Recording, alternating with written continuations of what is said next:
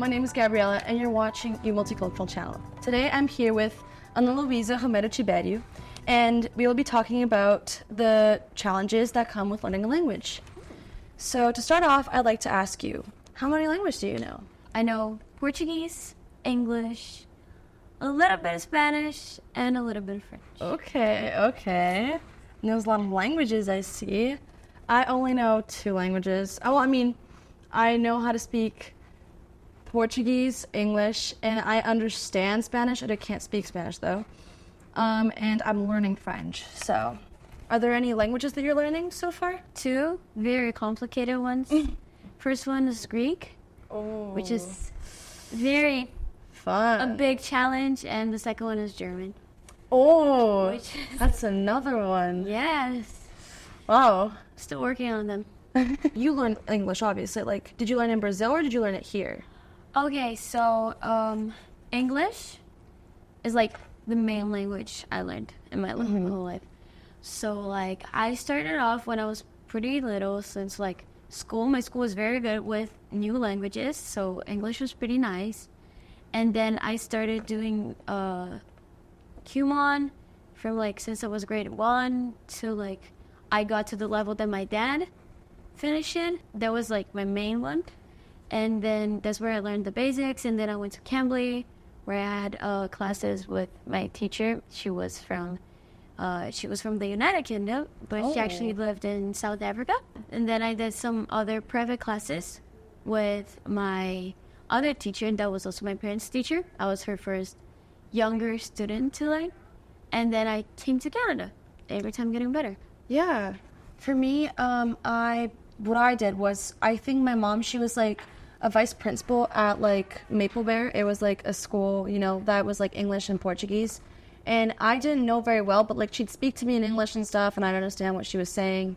And she'd like read English books with me. Like I never really had like a tutor.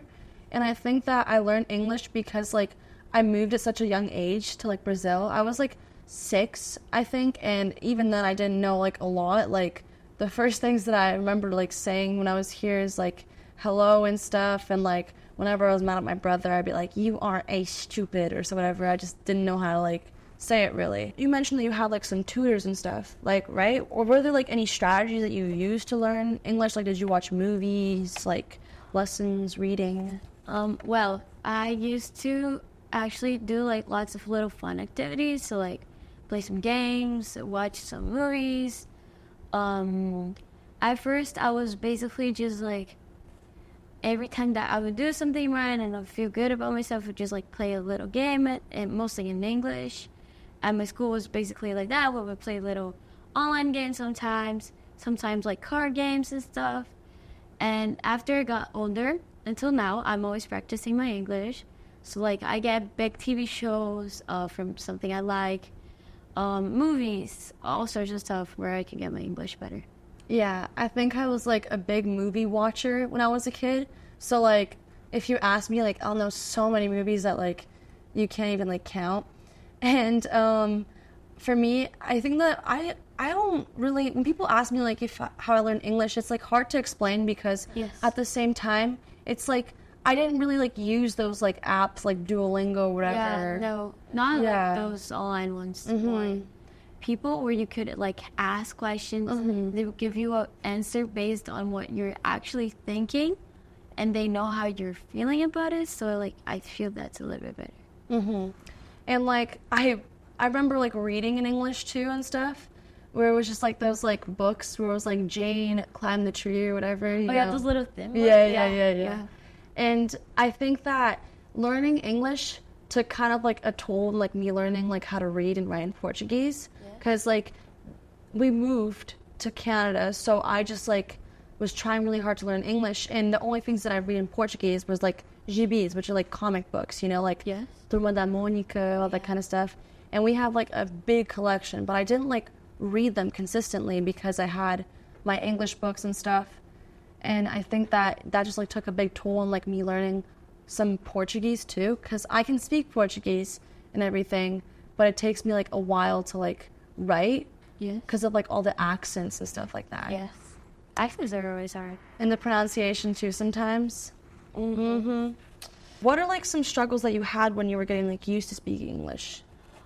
Well, first off, I think mostly like trying not to have an accent at all. So just like trying to be as most as most direct on it as possible, which was pretty hard. And mostly like throughout my whole learning thing, I always learned American English.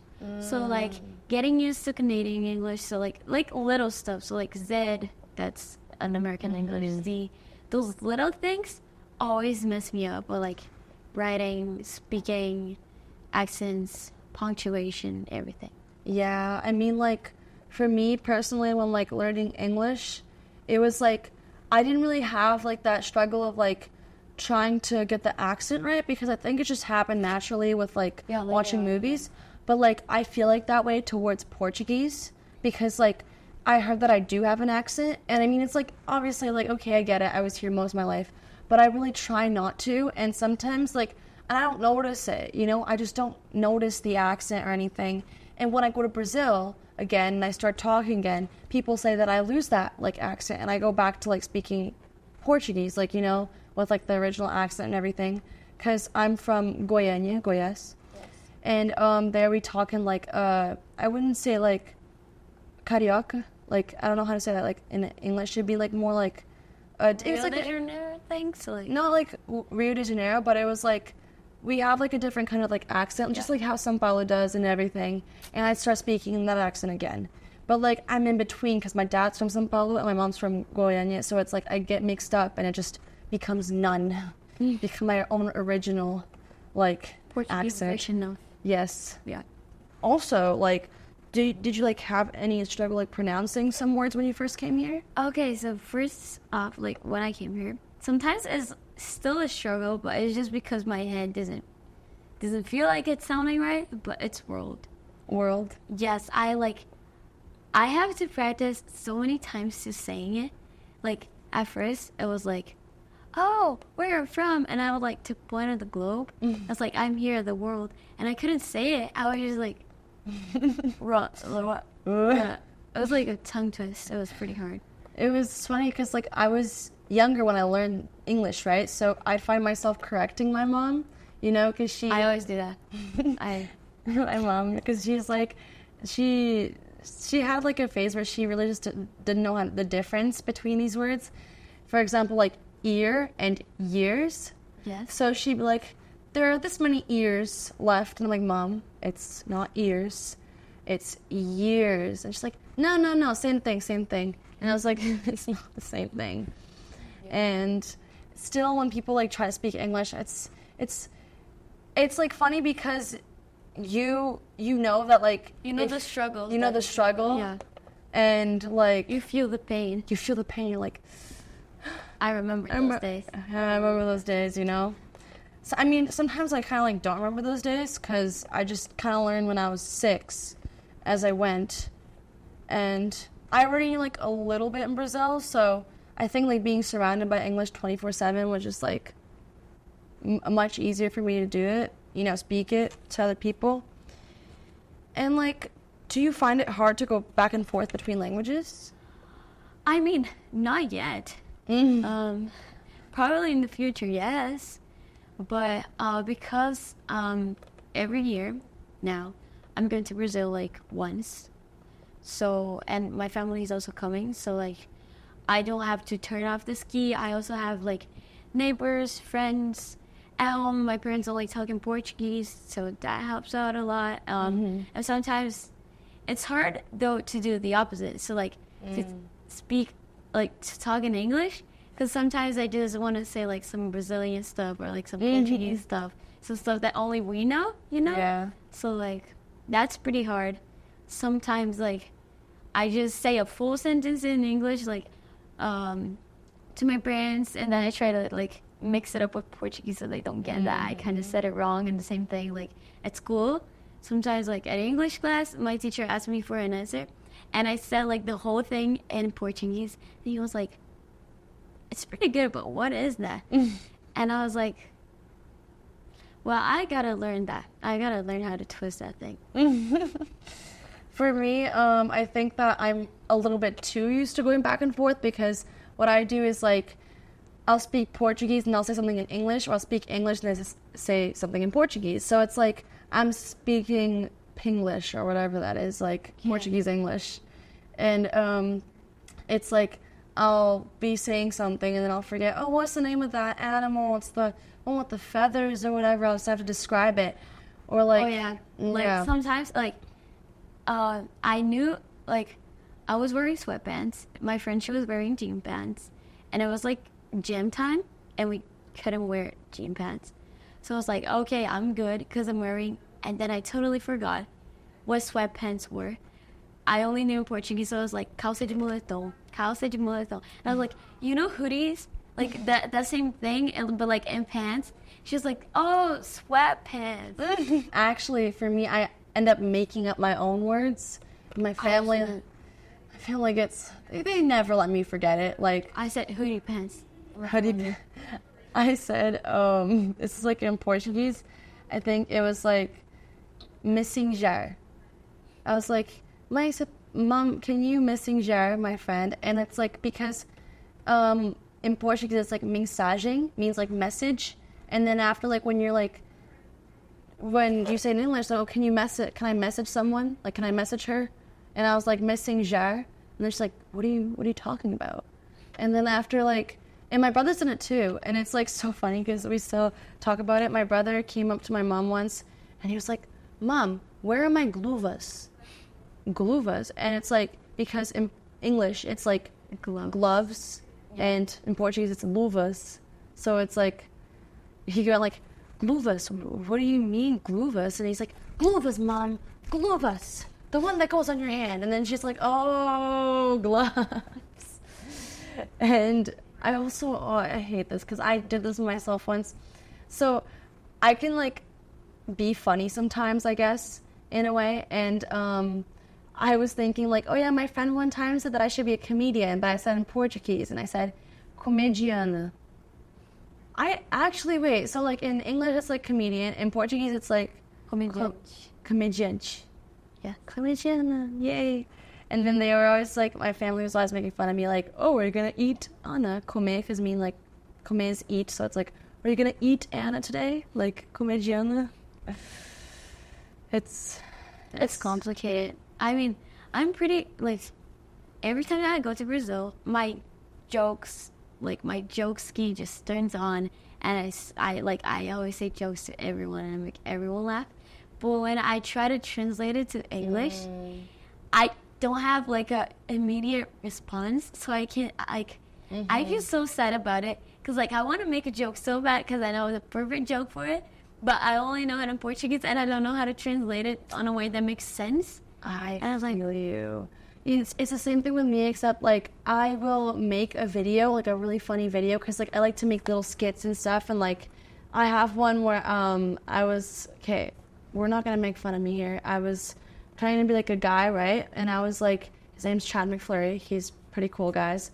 And it's in English. So whenever I want to show someone in Brazil, I can't like show them it because they won't understand it. Or like I'll make something in Portuguese, like a video, because when I was younger, I used to make videos with my stuffed animals, okay? And it's really funny because of how bad they are. So like I want to like show them to people here in Canada. I'm like, oh, sorry, you won't be able to understand it. And it's like back and forth and stuff like that. Exactly. So like my friends, they always like send me audio messages or like videos about what they're doing, and I'm like super happy about it and super excited about it. And then I'm like at school. And then I want to show my friends, like, look what they're doing. And then they're like, that sounds, like, the way they say sounds pretty amazing, but I have no idea what it is. And like, I wish you knew, buddy. I wish you knew. You translate it, and then after it's hard to translate. I mean, exactly, because, like, there's some stuff, so, like, my friend, like, sometimes we make lots of jokes with soccer because there are some teams that, like, go down to the second division. Some teams that go up to the first division, and the ones that go down are like dead. So sometimes like every time that you want to say that you almost died or something like that, like in a funny way, you're just gonna say like, eu quase fui de Vasco, which means like I almost went with Vasco, and Vasco's like a soccer team that was on one division under the top league. which they're not anymore. But you would make jokes about it, and my friends would just like send it to me. I would show my friends from here, from Canada, and be like, "What is that?" Yeah. And I couldn't just translate it because there's like not a translation to it. I was like, "What should I do?" I think that the issue for me is because, like, I'm so used to, like, the different slang words from here, you know, like, how we used to, like, because here we have so many, like, weird words that, like, we use, like, we don't say it, we don't, like, there's formal English, and then there's, like, bro, are you kidding me, what the flip, or, like, you know, that kind of stuff, where it's, like, and it's, like, there's the new words now, like, sigma or whatever, and you don't know how to explain it, or, like, riz, and you're like, how do you explain that to, like, someone in Brazil or something? You're like, oh, it's when someone's really good at, like, you know. That thing. Yeah, that you thing. know, like, yeah. And in Brazil, they have their own ones, like, cara de sapato, if you're going to, like, call someone like that. Or, like, sometimes I wish that I understood, like, more about Brazilian, like, slang words because, like, my mom, she speaks to me in Portuguese, but I don't really, like, know, like, you know, when you said that, like, that joke before, I've never, like, heard of that before. And it's, like, really sad because, like, I want to make those jokes and stuff like that in Portuguese, but, like, how do you translate that? You can't really, like, there's not really something to translate that. Literally me, but on the opposite. I would love to make jokes, like, in English and stuff, but I don't know all the words that I would, like, that I could say.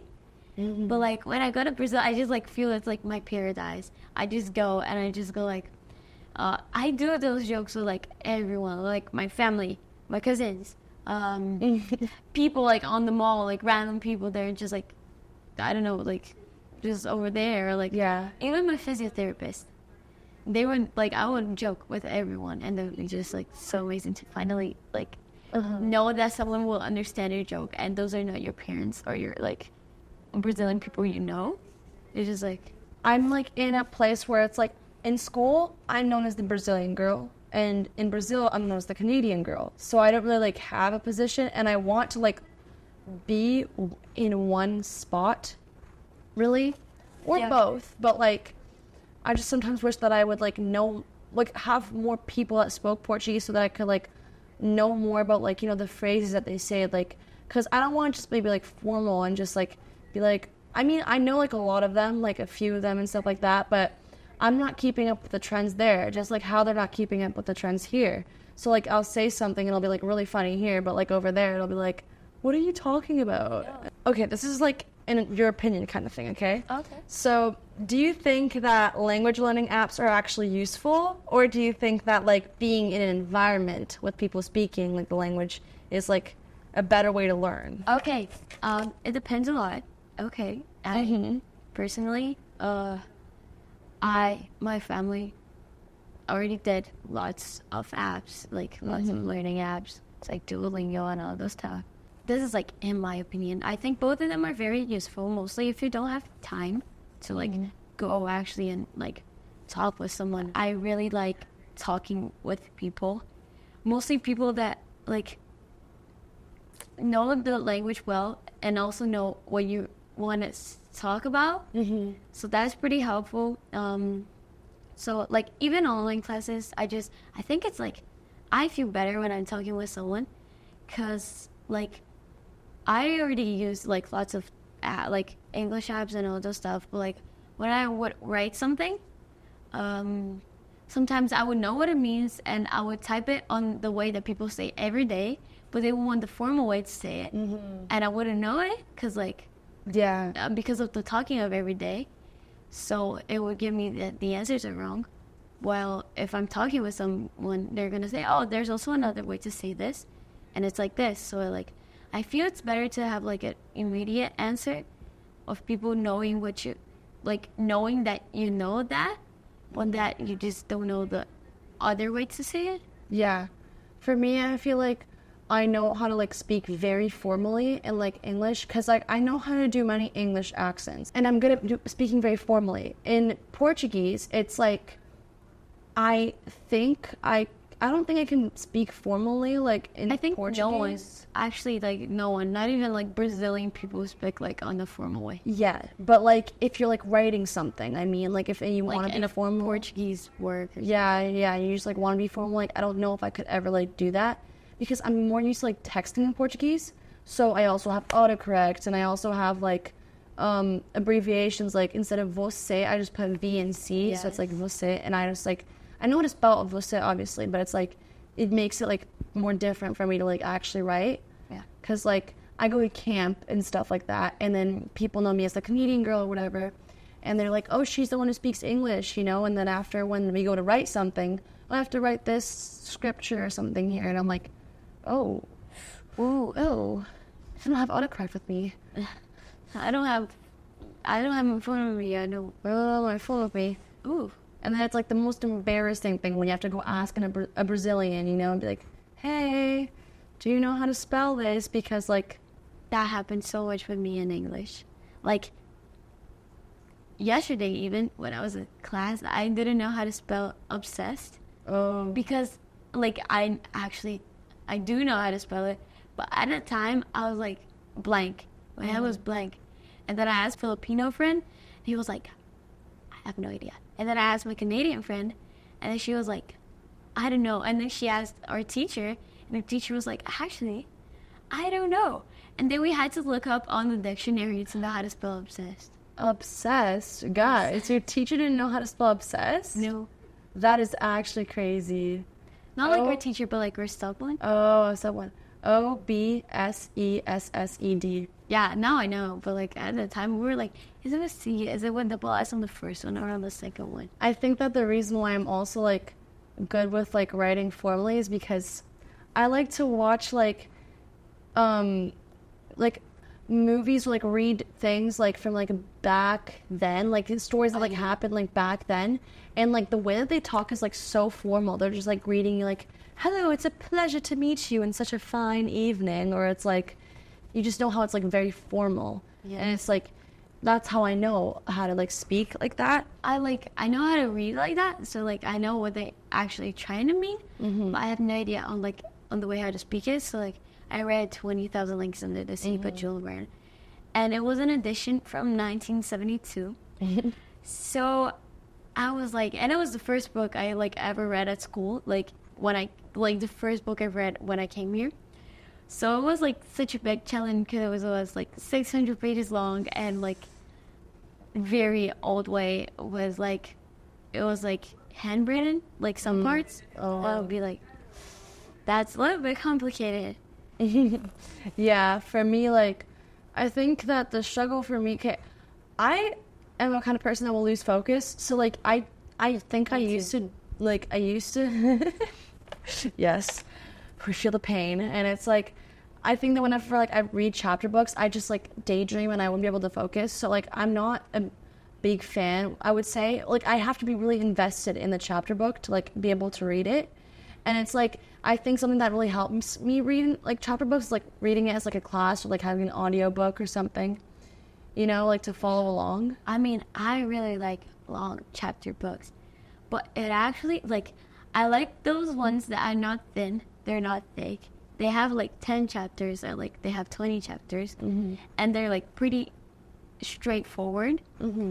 I don't like the ones that have like much detail, but like, oh, the person is breathing right now. No, but like with they're breathing, like little details that make the story very rich.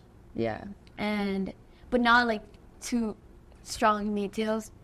And but I really like chapter books. I do not like comic books. I read so many, like I like my pile of like comic books in my house is like this big, and like my chapter books ones, they literally take up a whole part of my room. It's just like chapter books, and I really like them. So like first off, I didn't like them, but I started off with like some pretty short ones, like simple ones with like lots of images, and I went going and going and going, and now my dad gives me like very big and thick books that he said, you need to read this. And I'm like, okay, they sound pretty cool. I think I'm gonna read them. With me and like chapter books, I have like an app that I like to read it's because like the plots of the story are like really good, and it's like it's a chapter book that it's like basically chapters, but it's like comic, and it's like you scroll down and it keeps going, and it's not like the ones where it's like there's like a line.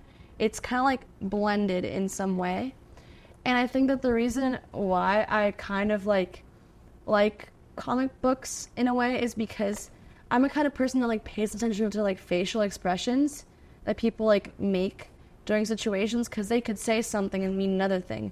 And even when you describe it like on a book, I just like kind of like want to see their face, or like the atmosphere or something, you know. And I'm the kind of person that like tries to write books of my own. So like I'll have like unfinished books that I've written, and it's like mostly because like I didn't finish them because I'd get like somewhat like bored or something, because they go like a little bit too into detail, or like you said, because it just gets boring after. And it's like, yes, you have to have a really good thinking about what the plot will be, like what the conflict will be. So I actually did write lots of books throughout my life. I really like to write them in Portuguese because I feel that I can understand it more. I can feel like I have more ways to express something than only the way I know in English.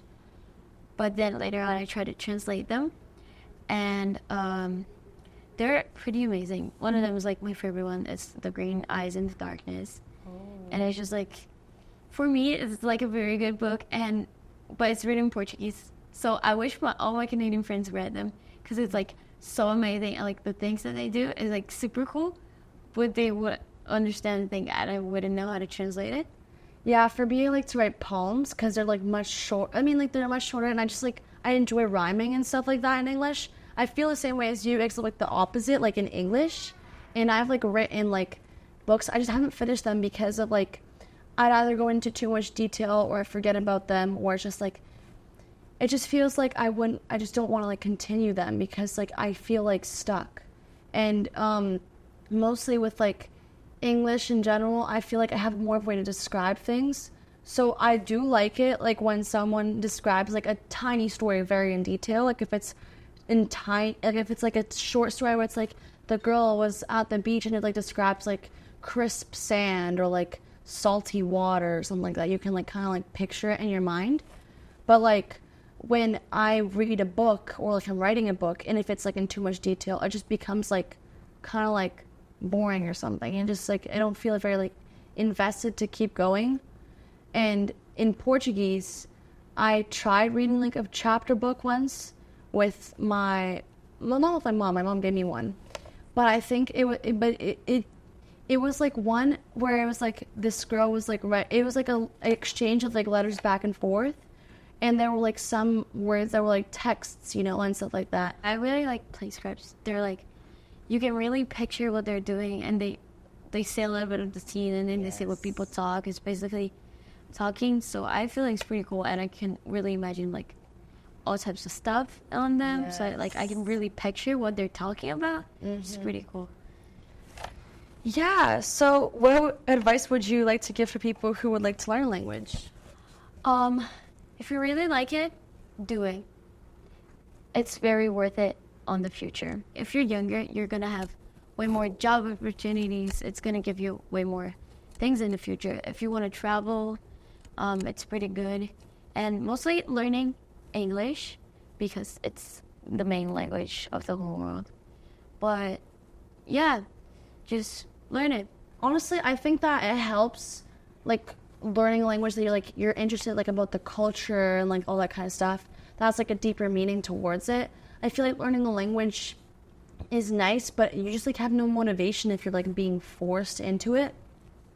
Obviously, if you want to do it for job opportunities and stuff like that, Do what you like. yeah, just find something that you're like passionate about, and like it'll be all much like the easier because you're actually going to be interested. Like I was trying to learn Korean before, and I was so interested because like it's so interesting like how they pronounce things, like the culture and everything. And it's like it makes you more invested and more willing to learn. If you're doing it to like for job opportunities, go ahead. Yeah, you could do that too. And like apps, just honestly, language apps, they're good, they're useful, but also like talking to someone as well helps because like they're not so formal with it, so it's not as complicated, and you can like, and they can help correct you in a way too, like with your accent or like a way that you're Everything. saying. Yeah. Thanks for watching and stay tuned for more episodes. Bye.